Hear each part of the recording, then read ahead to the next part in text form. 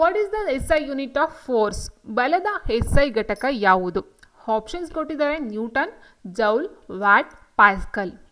ಸ್ನೇಹಿತರೆ, ಕೊಟ್ಟಿರ್ತಕ್ಕಂಥ ಆಪ್ಷನ್ ನೋಡ್ತಾ ಹೋದಾಗೆ ಬಲದ SI ಘಟಕ ಅಥವಾ ಫೋರ್ಸ್ನ ಒಂದು SI ಯೂನಿಟ್ ಅಂತ ಹೇಳಿದರೆ ಅದು ಬಂದು ಆಪ್ಷನ್ 1 ನ್ಯೂಟನ್ ಆಗಿರುತ್ತೆ. ಹೌದಲ್ವಾ? ಸೊ ಹಾಗಾಗಿ ನ್ಯೂಟನ್ ಈ ಒಂದು ಫೋರ್ಸ್ ಅಥವಾ ಬಲದ ಒಂದು SI ಯೂನಿಟ್ ಅಥವಾ ಏಕಮಾನ ಅಂತ ಹಾಗೋದಾದರೆ, ಇನ್ನು ಉಳಿದಿರ್ತಕ್ಕಂಥ ಜೌಲ್, ವ್ಯಾಟ್, ಪ್ಯಾಸ್ಕಲ್ ಇದನ್ನು ಯಾವುದರ ಒಂದು ಏಕಮಾನವಾಗಿ ಬಳಸ್ತೀವಿ ಅಂತಕ್ಕಂಥದ್ದು ಸಹ ಅಷ್ಟೇ ಇಂಪಾರ್ಟೆಂಟ್ ಆಗಿರುತ್ತೆ. ಸ್ನೇಹಿತರೆ, ಜೌಲ್ ಅಂತಕ್ಕಂಥದ್ದು ಏನಿದೆಯೋ ಇದನ್ನು ನಾವು ಕೆಲಸ ಮತ್ತು ಶಕ್ತಿಗೆ ಯೂಸ್ ಮಾಡ್ತೀವಿ. ಕೆಲಸ ಮತ್ತು ಶಕ್ತಿಯನ್ನು ಅಳೆಯೋದಕ್ಕೆ ಯೂಸ್ ಮಾಡ್ತಕ್ಕಂಥ ಒಂದು ಏಕಮಾನ ಆಗಿರುತ್ತೆ. ಸೊ ವರ್ಕ್ ಆ್ಯಂಡ್ ಎನರ್ಜಿ, ಹೌದಲ್ವಾ? So work and energy. Okay, so work and ಎನರ್ಜಿಗೆ ಜೌಲನ್ನು ಯೂಸ್ ಮಾಡ್ತೀವಿ. ಇನ್ನು ವ್ಯಾಟ್ ಯಾವುದಕ್ಕೆ ಯೂಸ್ ಮಾಡ್ತೀವಿ ಅಂತಂದರೆ ಪವರ್ ಅಥವಾ ಸಾಮರ್ಥ್ಯ ಅಂತ ಹೇಳ್ತೀವಿ. ಪವರ್, ಸಾಮರ್ಥ್ಯ. ಸೊ ಇದನ್ನು ಅಳೆಯೋದಕ್ಕೆ ಯೂಸ್ ಮಾಡ್ತಕ್ಕಂಥ ಒಂದು ಏಕಮಾನ ಅಂತ ಹೇಳಿದ್ರೆ ಅದು ವ್ಯಾಟ್ ಆಗಿರುತ್ತೆ. ಇನ್ನು ಉಳಿದಿರ್ತಕ್ಕಂಥ 4ನೇ ಆಪ್ಷನ್ ಪ್ಯಾಸ್ಕಲ್ ಅಂತಕ್ಕಂಥದ್ದು ಏನಿದೆಯೋ ಇದನ್ನು ನಾವು ಯೂಸ್ ಮಾಡ್ತಕ್ಕಂಥದ್ದು ಒತ್ತಡ, ಪ್ರೆಷರ್ ಒತ್ತಡವನ್ನು ಅಳೆಯೋದಕ್ಕೆ ಯೂಸ್ ಮಾಡ್ತಕ್ಕಂಥ ಒಂದು ಏಕಮಾನ ಈ ಒಂದು ಪ್ಯಾಸ್ಕಲ್ ಆಗಿರುತ್ತೆ. ಓಕೆ, ಸೊ ಹಾಗಾಗಿ ಇಲ್ಲ ನೋಡ್ತಾ ಹೋದಾಗೆ ಫೋರ್ಸ್ ಬಂದು ನ್ಯೂಟನ್, ಜೌಲ್ ಬಂದು ಕೆಲಸ ಅಥವಾ ಶಕ್ತಿಯನ್ನು ಅಳೆಯೋದಕ್ಕೆ ಕೆಲಸ ಮತ್ತು ಶಕ್ತಿ ಎರಡೂ ಸಹ ಯೂಸ್ ಮಾಡ್ತಾ ಹೋಗ್ತೀವಿ. ಆ್ಯಂಡ್ ವ್ಯಾಟ್ ಬಂದು ಈ ಒಂದು ಪವರ್ ಅಥವಾ ಸಾಮರ್ಥ್ಯವನ್ನು ಅಳೆಯೋದಕ್ಕೆ ಯೂಸ್ ಮಾಡ್ತಕ್ಕಂಥದ್ದಾಗುತ್ತೆ. ಪ್ಯಾಸ್ಕಲ್ ಬಂದು ಒತ್ತಡ ಅಥವಾ ಪ್ರೆಷರನ್ನು ಅಳೆಯತಕ್ಕಂಥ ಒಂದು ಏಕಮಾನವಾಗಿರುತ್ತೆ. What is the pH value of pure water? ಶುದ್ಧ ನೀರಿನ pH ಮೌಲ್ಯ ಎಷ್ಟು? <7, <7, =7, =0. ಸ್ನೇಹಿತರೆ, ಶುದ್ಧ ನೀರಿನ pH ವ್ಯಾಲ್ಯೂ ಪ್ಯೂರ್ ವಾಟರ್ ಅಂತ ಹೇಳ್ತೀವಲ್ಲ ಅದರ ಒಂದು pH ವ್ಯಾಲ್ಯೂ ಅಂತ ಹೇಳಿದ್ರೆ 7ಕ್ಕೆ ಸಮವಾಗಿರುತ್ತೆ, =7. ಇಲ್ಲ ನೋಡ್ತಾ ಹೋದರೆ 7ಕ್ಕಿಂತ ಕಡಿಮೆ ಅಂತ ಹೇಳಿದೋ ಇದು ನಾವು ಆ್ಯಸಿಡ್ಸ್, ಆಮ್ಲಗಳು ಅಂತ ಹೇಳ್ತೀವಿ. ಫಾರ್ ಎಕ್ಸಾಂಪಲ್, ನಿಮ್ಗೆ ಗೊತ್ತಿರೋ ಹಾಗೆ ಟಾಟರಿಕ್ ಆಮ್ಲ ಆಗಿರ್ಬೋದು ಅಥವಾ ಆಸ್ಕರ್ಬಿಕ್ ಆಮ್ಲ ಅಂತ ಹೇಳ್ತೀವಿ, ಫಾರ್ಮಿಕ್ ಆಮ್ಲ. ಇಟ್ ಮೀನ್ಸ್ ಟೋಟಲ್ ಆಗಿ ಆಮ್ಲಗಳು, ಆ್ಯಸಿಡ್ಸ್ ಅಂತ ಏನು ಬರುತ್ತೋ ಅಲ್ಲಿ ನಾವು 7ಗಿಂತ ಕಡಿಮೆ ಈ ಒಂದು pH ವ್ಯಾಲ್ಯೂನ ನೋಡ್ತಾ ಹೋಗ್ತೀವಿ. ಓಕೆ, ಸೊ ಇನ್ನು 0ಗೆ ಸಮ ನೋಡಿ, ಇಲ್ಲಿ ಒಂದು ಚಾರ್ಟನ್ನೇ ಕೊಡ್ತೀನಿ, ತೋರಿಸ್ತೀನಿ ನಿಮಗೆ.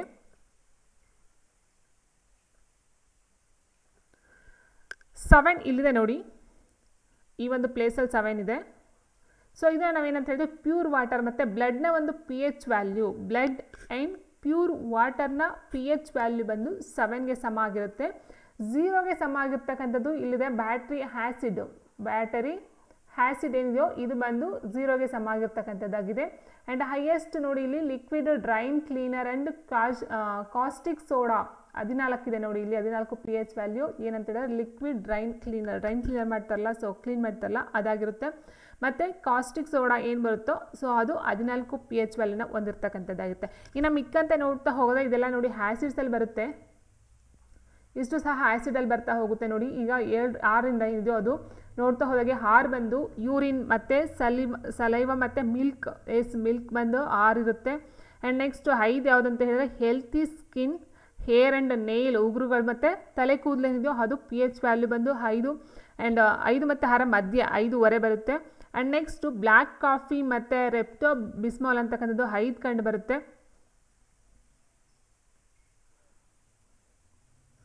ಆ್ಯಂಡ್ ನೆಕ್ಸ್ಟು ಆ್ಯಸಿಡ್ ರೈನ್, ಆಮ್ಲ ಮಳೆ ಅಂತ ಹೇಳ್ತೀವಲ್ವ, ಸೊ ಅದು ಬಂದು. ಆ್ಯಂಡ್ 7up ಸೋಡಾ, 7up ಅಂತ ಹೇಳ್ತೀವಲ್ಲ, ಸೊ ಅದು ಬಂದು 4ರಿಂದ 4.5, ಇಟ್ ಮೀನ್ಸ್ ಮಧ್ಯ ಬರ್ತಕ್ಕಂಥದ್ದಾಗಿದೆ. ಓಕೆ, ಸೊ ಆ್ಯಂಡ್ ನೆಕ್ಸ್ಟ್ ನೋಡ್ತಾ ಹೋದರೆ ಟೊಮ್ಯಾಟೊ ಜ್ಯೂಸು, ಬಿಯರ್ ಬಂದು 4 ಇದೆ. ಆ್ಯಂಡ್ ಆ್ಯಪಲ್ಸ್ ಮತ್ತು ಪೆಪ್ಪರ್ ಸೋಡಾ ಇದೆಯೋ ಅದು ಬಂದು 3.5 ಇದೆ. Grape fruits and orange juice ಅಂದರೆ ಕಿತ್ತಳೆ ಮತ್ತು ಈ ಗ್ರೇಪ್ಸ್, ದ್ರಾಕ್ಷಿ ಹಣ್ಣಿನ ಒಂದು ಜ್ಯೂಸ್ ಬಂದು 3 ಇರ್ತಕ್ಕಂಥದ್ದು. ಕೋಕ್ ಆ್ಯಂಡ್ ಪೆಪ್ಸಿ ಬಂದು 2.5 ಇದೆ. Lemon juice, vinegar very important, lemon juice ಮತ್ತು ವಿನೆಗರ್ ಕೊಟ್ಟಿದ್ದಾರೆ ನೋಡಿ, ಇದು 2 ಇರ್ತಕ್ಕಂಥದ್ದಾಗಿದೆ. ಆ್ಯಂಡ್ ಸ್ಟೊಮಕ್ ಆ್ಯಸಿಡ್ ಅಂದರೆ ಹೈಡ್ರೋಕ್ಲೋರಿಕ್ ಆ್ಯಸಿಡ್, HCl ಇದೆಯಲ್ವಾ, HCl ಹೈಡ್ರೋಕ್ಲೋರಿಕ್ ಆ್ಯಸಿಡ್ ಬಂದು 1 pH ವ್ಯಾಲ್ಯೂನ ಹೊಂದಿರತಕ್ಕಂಥದ್ದಾಗಿದೆ. ತುಂಬ ವೆರಿ ಇಂಪಾರ್ಟೆಂಟ್ ಇವೆಲ್ಲ, ಯಾವ್ದು ಜಾಸ್ತಿ ಇದೆ ಯಾವ್ದು ಕಮ್ಮಿ ಇದೆ ಅಂತ ಕೇಳ್ಬೋದು ಅಥವಾ ಯಾವುದಕ್ಕೆ ಎಷ್ಟಿದೆ ಅಂತ ಕೇಳಬಹುದಾಗಿರುತ್ತೆ. ಇನ್ನು ಕೆಳಗಡೆ ನೋಡ್ತಾ ಹೋದರೆ ಬೇಸಿಕ್ ಅಂತ ಹೇಳ್ತೀವಿ, ಬೇಸಿಕ್ ಪ್ರತ್ಯಾಮ್ಲಗಳು. ಸೊ ಪ್ರತ್ಯಾಮ್ಲ ನೋಡ್ತಾ ಹೋದರೆ ಇಲ್ಲಿದೆ ನೋಡಿ, ಶ್ಯಾಂಪೂ ಬಂದು 7 to 10 ಅಂತ ಹೇಳಿದ್ದಾರೆ. ಆ್ಯಂಡ್ ಬೇಕಿಂಗ್ ಸೋಡಾ ಮತ್ತು sea water X, baking soda, ಸಿ ಮಳೆ ನೀರು, ಮತ್ತು ಹೆಕ್ಸ್ ಮೊಟ್ಟೆಲಿ ಇರ್ತಕ್ಕಂಥದ್ದು 8 pH ವ್ಯಾಲ್ಯೂ ಆಗಿರುತ್ತೆ. ಆ್ಯಂಡ್ ಪರ್ಮ್ ಸೊಲ್ಯೂಷನ್ಸ್ ಅಂತಕ್ಕಂಥದ್ದು 8.5 ಅಥವಾ 8.9 ಅದೇ 8ಇಂದ 9 ಒಳಗಡೆ ಇರ್ತಕ್ಕಂಥದ್ದಾಗಿರುತ್ತೆ. ಆ್ಯಂಡ್ ಟೂತ್ ಪೇಸ್ಟ್ ಮತ್ತು ಹ್ಯಾಂಡ್ ಸೋಪು, ಕೈ ವಾಶ್ ಮಾಡ್ಕೊಳ್ತಕ್ಕಂಥ ಸೋಪು ಮತ್ತು ಟೂತ್ ಪೇಸ್ಟ್ ಬಂದು 9 ಇರ್ತಕ್ಕಂಥದ್ದಾಗಿದೆ. And milk of magnesia mild detergent ಬಂದು ಮೈಲ್ಡ್ ಡಿಟರ್ಜೆಂಟು 10 ಇದೆ. And next household ammonia and cleaners ಬಂದು 11 ಇದೆ. ಆ್ಯಂಡ್ ಸೋಪಿ ವಾಟರು ಅಷ್ಟೇ. ಆ್ಯಂಡ್ ಏರ್ ಸ್ಟ್ರೈಟ್ನರ್ ಏನು ಏರು ಸ್ಟ್ರೈಟ್ ಮಾಡ್ತಕ್ಕಂಥದ್ದು ಯೂಸ್ ಮಾಡ್ತೀವೋ ಸೊ ಅದನ್ನು ಬಂದು 12 ಇದೆ. And bleach and oven cleaner ಬಂದು 13 ಇದೆ. ಲಿಕ್ವಿಡ್ ಡ್ರೈನ್ ಕ್ಲೀನರ್ ಮತ್ತು ಕಾಸ್ಟಿಕ್ ಸೋಡಾ ಬಂದು 14 ಇದೆ. ಸೊ ಆಲ್ಮೋಸ್ಟ್ ನೋಡ್ತಾ ಹೋದಾಗೆ ಹುಳಿ ಆಮ್ಲಗಳೇನು ಬರುತ್ತೋ, ಹುಳಿ ಆ್ಯಸಿಡ್ಸ್ ಆಮ್ಲ ಅಂತ ಹೇಳ್ತೀವಿ, ಅದು 7ಕ್ಕಿಂತ ಕಡಿಮೆ ಬರುತ್ತೆ. ಈ ಒಂದು ಡಿಟರ್ಜೆಂಟ್ಗಳು, ಬ್ಲೀಚು, ಸೊ ಇದು ಕ್ಲೀನ್ ಮಾಡೋದಕ್ಕೆ ಯೂಸ್ ಮಾಡ್ತಕ್ಕಂಥದ್ದೆಲ್ಲ 7ಕ್ಕಿಂತ ಜಾಸ್ತಿ ಬರುತ್ತೆ. ಆ್ಯಂಡ್ ಪ್ಯೂರ್ ವಾಟರ್ ಮತ್ತು ಬ್ಲಡ್ಡು 7 pH ವ್ಯಾಲ್ಯೂನ ಹೊಂದಿರತಕ್ಕಂಥದ್ದಾಗಿರುತ್ತೆ. ಸೊ ನೋಡ್ತಾ ಹೋಗಿ ಇಷ್ಟು ಬಂದು pH ವ್ಯಾಲ್ಯೂಗೆ ಸಂಬಂಧಪಟ್ಟಂಥದ್ದು.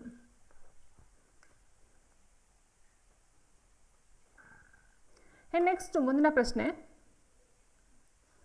What particles makeup light? ಅಂದರೆ ಲೈಟ್ ಅಂತಕ್ಕಂಥದ್ದು, ಬೆಳಕು ಅಂತಕ್ಕಂಥದ್ದು ಯಾವ ಕಣಗಳಿಂದ ರೂಪಿಸುತ್ತದೆ ಅಂತ ಕೇಳಿದರೆ ಎಲೆಕ್ಟ್ರಾನ್ಗಳು, ಪ್ರೋಟಾನ್ಗಳು, ನ್ಯೂಟ್ರಾನ್ಗಳು ಆ್ಯಂಡ್ ಫೋಟಾನ್ಗಳು. ಸೊ ಇಲ್ಲಿ ಪ್ರೋಟಾನ್ಸ್ ಬೇರೆ, ಫೋಟಾನ್ಸ್ಗಳೇ ಬೇರೆ, ಎರಡು ಕೊಟ್ಟಿದ್ದಾರೆ ನೋಡಿ, ಕನ್ಫ್ಯೂಸ್ ಆಗಬೇಡಿ. ಫೋಟಾನ್ಸ್ ಇದೆಯಲ್ಲ ಆಪ್ಷನ್ 4 ಫೋಟಾನ್ಸ್ ಅಂತಕ್ಕಂಥದ್ದು ಅಂದರೆ, ಸೊ ನೋಡಿ ಸ್ನೇಹಿತರೆ, ಇಲ್ಲಿ ಎಲೆಕ್ಟ್ರಾನ್ಸ್, ಪ್ರೋಟಾನ್ ಮತ್ತು ನ್ಯೂಟ್ರಾನ್ಸ್ ಅಂತ ಕೊಟ್ಟಿದ್ದಾರಲ್ವ. ಸೊ ಇದನ್ನು ಪರಮಾಣು ಅಥವಾ ಆಟಮ್ ರಚನೆಯಲ್ಲಿ ಯೂಸ್ ಮಾಡ್ತಕ್ಕಂಥದ್ದಾಗುತ್ತೆ, ಆಟಮ್ ಅಥವಾ ಪರಮಾಣು ರಚನೆ. ಸೊ ಹಾಗಾಗಿ ಇದು ಬೆಳಕಿಗೂ ಮತ್ತು ಈ ಒಂದು ಇದಕ್ಕೂ ಸಹ ಯಾವುದೇ ಒಂದು ಸಂಬಂಧ ಇರೋದಿಲ್ಲ. ಬೆಳಕನ್ನು ರೂಪಿಸ್ತಕ್ಕಂಥ ಒಂದು ಕಣಗಳನ್ನು ನಾವು ಫೋಟಾನ್ಸ್ ಅಂತ ಕರಿತೀವಿ. ಈ ಫೋಟಾನ್ಸ್ ಬಂದು ವಿದ್ಯುತ್ಕಾಂತೀಯ ವಿಕಿರಣದಲ್ಲಿ ಮೇಯ್ನಾಗಿ ಕಂಡುಬರುತ್ತೆ. ಸೊ ಅದನ್ನು ಏನು ಮಾಡ್ತಾರೆ, ಐನ್ಸ್ಟೈನ್ ಅವರು ಮೊಟ್ಟ ಮೊದಲ ಬಾರಿಗೆ ಯೂಸ್ ಮಾಡ್ತಾ ಹೋಗ್ತಾರೆ. ಆ್ಯಂಡ್ ಫೋಟಾನ್ಸ್ ಮೇಯ್ನಾಗಿ ನೋಡ್ತಾ ಹೋದರೆ ಫೋಟಾನು ಬೆಳಕಿನ ಒಂದು ಕಣಗಳನ್ನು ಒಳಗೊಂಡಿರ್ತಕ್ಕಂಥದ್ದಾಗಿರುತ್ತೆ. Next, what is the freezing point of water? 32 degree Fahrenheit, 100 degree Fahrenheit, 180 degree 212 ಅಂತ ಕೊಟ್ಟಿದ್ದಾರೆ. ನೀರಿನ ಘನೀಕರಿಸುವ ಬಿಂದು ಯಾವುದು? ಸೊ ನಾವು 3 ಟೈಪಲ್ಲಿ ನೋಡ್ತೀವಿ ಸ್ನೇಹಿತರೆ. ಇದಕ್ಕೆ ಆನ್ಸರ್ ಬಂದು ಆಪ್ಷನ್ 1 32 ಡಿಗ್ರಿ ಫಾರನೀಟ್ ಅಂತಕ್ಕಂಥದ್ದಾಗಿರುತ್ತೆ. 32 ಡಿಗ್ರಿ ಫಾರನೀಟ್. ಸೊ ನೋಡಿ ಸ್ನೇಹಿತರೆ, ಇಲ್ಲ ನೋಡ್ತಾ ಹೋದಾಗ ತಾಪಮಾನದ ಮಾಪಕಗಳು ಯಾವ್ಯಾವ್ದು ಬರುತ್ತೆ ಅಂತ ಹೇಳಿದಾಗ ಸೆಲ್ಸಿಯಸ್ ಬರುತ್ತೆ, ಫಾರನ್ಹೀಟ್ ಬರುತ್ತೆ ಮತ್ತು ಕೆಲ್ವಿನ್ ಬರುತ್ತೆ. 3 ರೀತಿಯಲ್ಲಿ ನಾವು ನೋಡ್ತಾ ಹೋಗ್ತೀವಿ.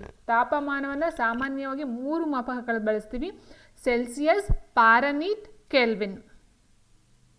ಆಯಿತಾ? ಹಾಗಾದರೆ ಇಲ್ಲಿ ಸೆಲ್ಸಿಯಸ್, ಫಾರನ್ಹೀಟ್, ಕೆಲ್ವಿನ್ ಬಗ್ಗೆ ನಾವು ನೋಡ್ತಾ ಹೋದಾಗ ನೀರಿಂದು ಕೊಟ್ಟೋದು ಹೌದಲ್ವಾ? ಕ್ವಶನ್ ಕೊಟ್ಟೋದೇನಿಲ್ಲಿ, what is the freezing point of water? ವಾಟರ್ನ ಒಂದು ಘನೀಕರಿಸುವ ಬಿಂದು. ಘನಿ ಇಟ್ ಮೀನ್ಸ್ ಅದು ಎಪ್ಪುಗಡ್ತಕ್ಕಂಥದ್ದು ಅಥವಾ ಒಂದು ಐಸ್ ಆಗ್ತಕ್ಕಂಥ ಒಂದು ಸ್ಥಿತಿ ಅಂತ ಹೇಳಬಹುದು, ಹೌದಲ್ವಾ? ಸೊ ನೋಡಿ ಇಲ್ಲಿದೆ, ವಾಟರ್ ಬಾಯ್ಲ್ಸ್ ಆಗೋದು ಯಾವಾಗ, ವಾಟರ್ ಫ್ರೀಸಸ್ ಆಗೋದು ಯಾವಾಗ, ಆಬ್ಸಲ್ಯೂಟ್ 0 ಇರ್ತಕ್ಕಂಥದ್ದು ಯಾವಾಗ ಅಂತ ನೋಡ್ತಾ ಹೋದರೆ ಸೆಲ್ಸಿಯಸ್ಸು, ಕೆಲ್ವಿನು, ಫಾರನ್ಹೀಟ್ 3 ರೀತಿಯಲ್ಲಿ ಇದೆ. ಈ ಒಂದು ಇದು ಕೊಟ್ಟಿರ್ತಕ್ಕಂಥ ನಮಗೆ ಫಾರನ್ಹೀಟಲ್ಲಿ ಕೇಳಿದ್ದಾರೆ. ಯಾವ ಕ್ವಶನು? ವಾಟರ್ ಫ್ರೀಸಿಂಗ್ ಅಟ್, ಹೌದಲ್ವಾ? ಸೊ 32 ಡಿಗ್ರಿ ಫಾರನ್ಹೀಟ್ ಬರುತ್ತೆ. ಅಥವಾ ನಿಮಗೆ ವಾಟರ್ ಫ್ರೀಸ್ ಆಗ್ತಕ್ಕಂಥದ್ದು ಒಂದು ಯಾವ ಒಂದು ಕೆಲ್ವಿನ್ ಅಂತ ಕೇಳಿದ್ರೆ ನಿಮಗೆ 273 ಕೆಲ್ವಿನ್ ಬರುತ್ತೆ. ಆ್ಯಂಡ್ ಸೆಲ್ಸಿಯಸ್ ಎಲ್ಲ ಕೇಳಿದಾಗ ನಿಮಗೆ 0 ಡಿಗ್ರಿ ಸೆಲ್ಸಿಯಸಲ್ಲಿ ವಾಟರು ಫ್ರೀಸ್ ಆಗ್ತಕ್ಕಂಥದ್ದಾಗಿರುತ್ತೆ. ಸೊ 3 ಇಂಪಾರ್ಟೆಂಟೇ. 0 ಡಿಗ್ರಿ ಸೆಲ್ಸಿಯಸಲ್ಲಿ ಫ್ರೀಸ್ ಆಗುತ್ತೆ ವಾಟರು, 273 ಡಿಗ್ರಿ ಕೆಲ್ವಿನಲ್ಲಿ ಫ್ರೀಸ್ ಆಗ್ತಕ್ಕಂಥದ್ದು. ಆ್ಯಂಡ್ ಫಾರನ್ಹೀಟ್ ಅಂತ ಹೇಳಿದಾಗ 32 ಡಿಗ್ರಿ ಫಾರನ್ಹೀಟಲ್ಲಿ ವಾಟರ್ ಫ್ರೀಸ್ ಆಗುತ್ತೆ. ಆ್ಯಂಡ್ ಬಾಯ್ಲ್ ಆಗ್ತಕ್ಕಂಥದ್ದು ಯಾವಾಗ ಅಂದರೆ ನಿಮ್ಗೆ ಗೊತ್ತಿದೆ, 100 ಡಿಗ್ರಿ ಸೆಲ್ಸಿಯಸಲ್ಲಿ ವಾಟರ್ ಬಾಯ್ಲ್ ಆಗತಕ್ಕಂಥದ್ದು, ಸೆಲ್ಸಿಯಸ್ ಅಂತ ತಗೊಂಡಾಗ 100 ಡಿಗ್ರಿ ಸೆಲ್ಸಿಯಸ್. ಅದೇ ರೀತಿ ಕೆಲ್ವಿನ್ಗೆ ನಾವು ಕನ್ವರ್ಟ್ ಮಾಡ್ತಾ ಹೋದರೆ ವಾಟರು 373 ಡಿಗ್ರಿ ಕೆಲ್ವಿನಲ್ಲಿ ಈ ಒಂದು ವಾಟರು ಕುದಿಯೋದಕ್ಕೆ ಶುರು ಮಾಡ್ತಕ್ಕಂಥದ್ದಾಗಿರುತ್ತೆ. ಆ್ಯಂಡ್ ಅದೇ ರೀತಿ 212 ಫಾರನ್ಹೀಟಲ್ಲಿ ವಾಟರು ಬಾಯ್ಲ್ ಆಗ್ತಕ್ಕಂಥದ್ದಾಗಿರುತ್ತೆ. 212 ಡಿಗ್ರಿ ಫಾರನ್ಹೀಟಲ್ಲಿ ಬಾಯ್ಲ್ ಆಗ್ತಕ್ಕಂಥದ್ದು. ಇನ್ನು ತಟಸ್ಥವಾಗಿರ್ತಕ್ಕಂಥದ್ದು ಯಾವಾಗ ಅಂತ ಹೇಳಿದ್ರೆ -460 ಡಿಗ್ರಿಲಿ ಫಾರನ್ಹೀಟಲ್ಲಿ ತಟಸ್ಥವಾಗಿರುತ್ತೆ, 0 ಆಗಿರುತ್ತೆ. ಆ್ಯಂಡ್ 0 ಕೆಲ್ವಿನ್ ಬರುತ್ತೆ. -273ರಲ್ಲಿ ಈ ಒಂದು ಸೆಲ್ಸಿಯಸ್ನಲ್ಲಿ 0 ಒಂದು ವಾಟರ್ ಇರ್ತಕ್ಕಂಥದ್ದು ಆಗಿರುತ್ತೆ. ಓಕೆ, ಸೊ ನಾರ್ಮಲ್ ಸ್ಥಿತಿ ಏನಿರುತ್ತೋ ಅದು ಬಾಯ್ಲು ಆಗಿರಲ್ಲ ಅಥವಾ ಫ್ರೀಝು ಆಗಿರಲ್ಲ. ನಾರ್ಮಲ್ ಸ್ಥಿತಿ ಏನು ದ್ರವ ರೂಪದ ನೀರು ಇರುತ್ತೋ ಅದು ಬಂದು 0 ಅಂದರೆ 273 ಸೆಲ್ಸಿಯಸ್ ಇರುತ್ತೆ. 0 ಕೆಲ್ವಿನ್ ಇರುತ್ತೆ, -460 ಫ್ಯಾರನ್ಹೀಟ್ ಇರ್ತಕ್ಕಂಥದ್ದು. ಸೊ 3 ನೋಡ್ತಾ ಹೋಗಿ, ವಾಟರ್ ಬಾಯ್ಲ್ ಆಗೋದು ಯಾವಾಗ, ಯಾವ ಒಂದು ಫ್ಯಾರನ್ಹೀಟಲ್ಲಿ, ಯಾವ ಒಂದು ಕೆಲ್ವಿನಲ್ಲಿ, ಯಾವ ಒಂದು ಸೆಲ್ಸಿಯಸ್ನಲ್ಲಿ. ಆ್ಯಂಡ್ ವಾಟರ್ ಫ್ರೀಸ್ ಆಗ್ತಕ್ಕಂಥದ್ದು ಅಷ್ಟೇ, ಯಾವ ಒಂದು ಫ್ಯಾರನ್ಹೀಟು, ಕೆಲ್ವಿನ್ ಆ್ಯಂಡ್ ಸೆಲ್ಸಿಯಸ್. ಆ್ಯಂಡ್ ತಟಸ್ಥವಾಗಿರ್ತಕ್ಕಂಥ ಒಂದು ಟೈಮ್ ಯಾವುದು ಅಂತ ಹೇಳಿದ್ರೆ ಫ್ಯಾರನ್ಹೀಟ್, ಕೆಲ್ವಿನ್, ಸೆಲ್ಸಿಯಸ್ 3 ಸಹ ನೀವು ನೋಡ್ಕೊಳ್ಬೇಕಾಗುತ್ತೆ. ಆ್ಯಂಡ್ ಇದು 3 ನೋಡ್ಕೊಳ್ಬೇಕಾಗುತ್ತೆ. ಆ್ಯಂಡ್ ಇದನ್ನು ಸಹ 3 ಸಹ ನೋಡ್ಕೊಳ್ಬೇಕಾಗುತ್ತೆ. And next, what vitamin deficiency causes night blindness? ಯಾವ ವಿಟಮಿನ್ ಕೊರತೆಯು ರಾತ್ರಿ ಕುರುಡುತನಕ್ಕೆ ಕಾರಣವಾಗಿದೆ?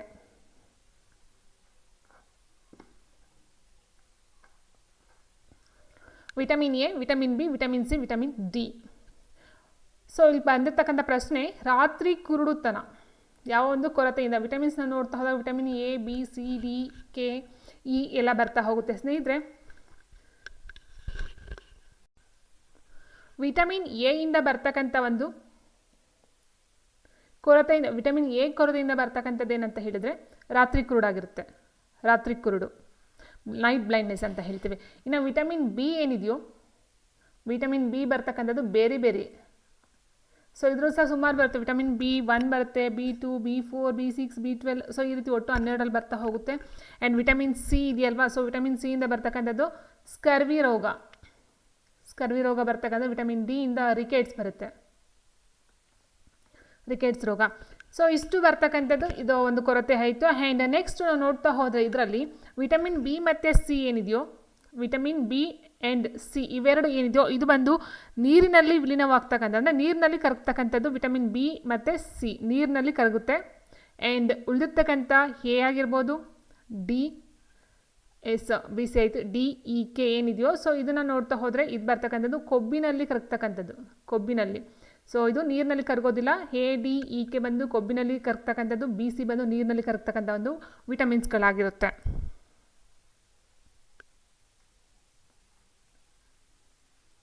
ಆ್ಯಂಡ್ ನೆಕ್ಸ್ಟ್ ಮುಂದಿನ ಪ್ರಶ್ನೆ, the largest living bird is, ಅಂದರೆ ಜೀವಂತವಾಗಿರುವ ಅತಿ ದೊಡ್ಡ ಪಕ್ಷಿ ಯಾವುದು ಅಂತ ಕೇಳಿದರೆ ಸ್ನೇಹಿತರೆ, ದ ಲಾರ್ಜೆಸ್ಟ್ ಲಿವಿಂಗ್ ಬರ್ಡ್ ಅಂತ ಹೇಳಿದ್ರೆ ಸ್ನೇಹಿತರೆ ನವಿಲು, ಬಾತುಕೋಳಿ, ಡೂಡೋ, ಹಾಸ್ಟ್ರಿಚ್ ಅಂತ ಕೊಟ್ಟಿದ್ದಾರೆ. ಸೊ ಇಲ್ಲಿ ಒಂದು ಪ್ರಶ್ನೆನ ಅರ್ಥ ಮಾಡ್ಕೊಳ್ಬೇಕು. ಜೀವಂತವಾಗಿರುವ ಅತಿ ದೊಡ್ಡ ಪಕ್ಷಿ ಅರ್ಥ ಮಾಡ್ಕೊಳ್ಳಿ.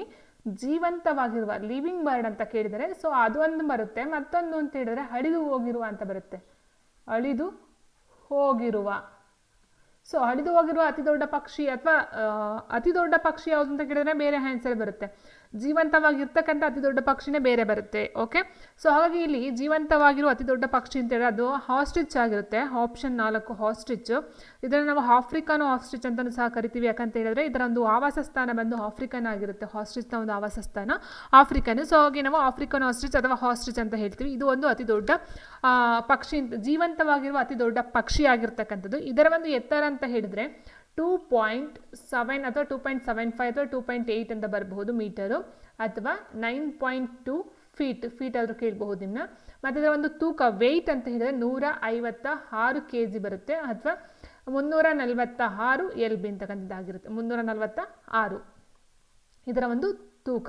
ಓಕೆ, ಸೊ ಇದಕ್ಕಿಂತ ಇನ್ನೊಂದು ಎಕ್ಸ್ಟ್ರಾ ಅಂತ ಅಂದರೆ ಈ ಒಂದು ಹಾಸ್ಟ್ರಿಚ್ ಅಂತಕ್ಕಂಥದ್ದು ಅತಿ ದೊಡ್ಡ ಮೊಟ್ಟೆಯನ್ನು ಇರ್ತಕ್ಕಂಥ ಒಂದು ಪಕ್ಷಿ ಆಗುತ್ತೆ. ಮೊಟ್ಟೆಗಳಲ್ಲೇ ದೊಡ್ಡ ಮೊಟ್ಟೆನ ಇರ್ತಕ್ಕಂಥದ್ದು ಹಾಸ್ಟ್ರಿಚ್ ಪಕ್ಷಿ.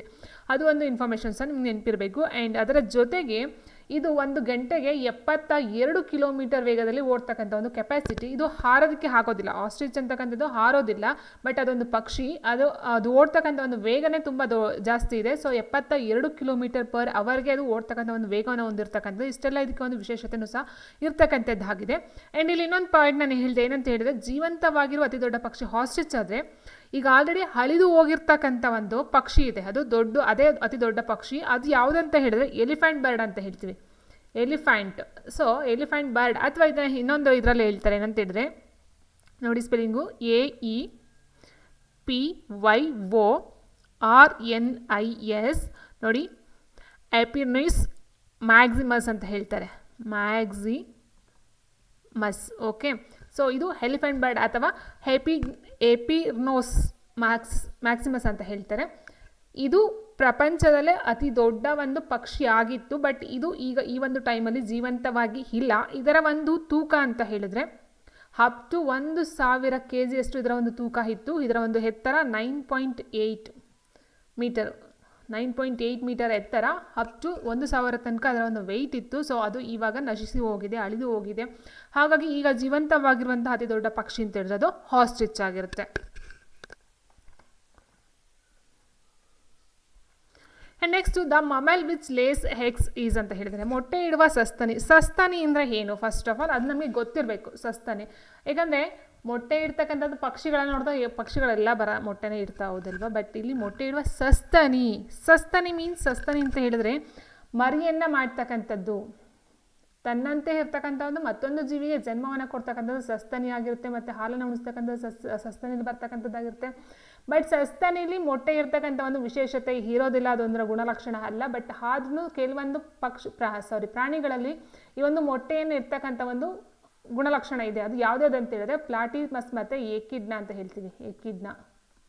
ಎಕಿಡ್ನ ಮತ್ತು ಪ್ಲಾಟಿಪಸ್ ಇವೆರಡು ಸಹ ಪ್ರಾಣಿಗಳಾದರೂ ಸಹ ಇವೆರಡು ಮೊಟ್ಟೆಯನ್ನು ಇರ್ತಕ್ಕಂಥದ್ದು. ಹಾಗಾಗಿ ಇದೊಂದು ಪ್ರಶ್ನೆ ವಿಶೇಷವಾಗಿ ಕೇಳ್ತಾ ಹೋಗ್ತಾರೆ. ಸಸ್ತನಿಗಳಲ್ಲಿ ಮೇಯ್ನಾಗಿ ನಾವು ನೋಡ್ತಾ ಹೋದರೆ ತನ್ನಂತೆ ಇರ್ತಕ್ಕಂಥ ಮತ್ತೊಂದು ಜೀವಿ ಅಥವಾ ಮತ್ತೊಂದು ಮರಿಗೆ ಜನ್ಮವನ್ನು ಕೊಡ್ತಕ್ಕಂಥ ನಾವು ಸಸ್ತನಿ ಅಂತ ಕರಿತೀವಿ.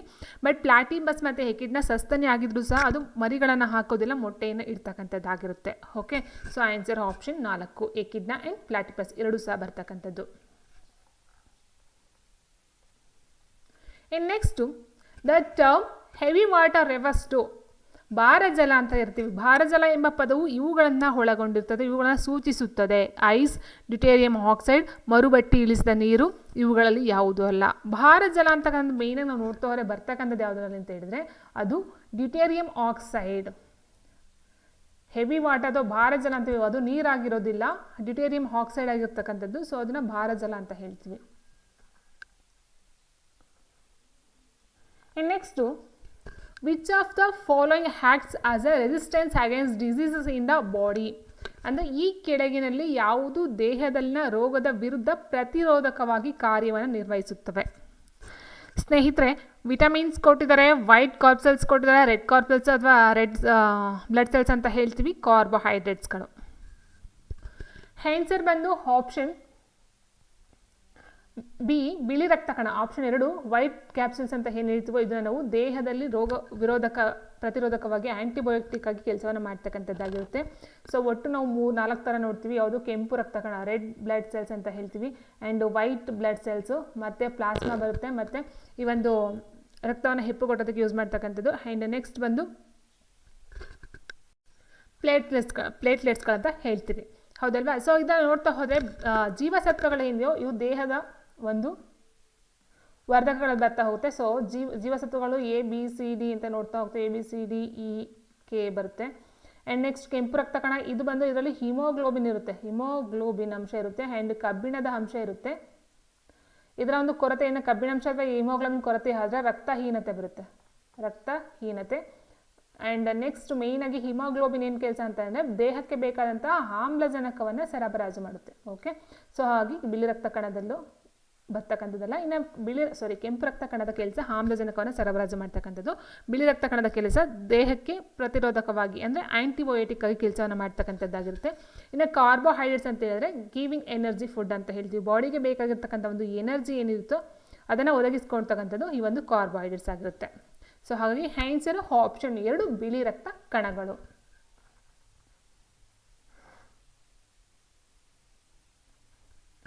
And next the person suffering from myopia cannot see the object hat, ಅಂದರೆ ಮಾಫಿಯಾ ಮೀನ್ಸ್ ಸಮೀಪ ದೃಷ್ಟಿಯಿಂದ ಬಳಲುತ್ತಿರುವ ವ್ಯಕ್ತಿಯು ಇಲ್ಲಿ ವಸ್ತುಗಳನ್ನು ನೋಡಲು ಸಾಧ್ಯವಿಲ್ಲ. ಸಮೀಪ ದೃಷ್ಟಿ, ದೂರದೃಷ್ಟಿ ಅಂತ ಎರಡು ಹೇಳ್ತೀವಿ, ಹೌದಲ್ವಾ? ಸೊ ಸಮೀಪ ದೃಷ್ಟಿ ಮತ್ತು ದೂರದೃಷ್ಟಿ.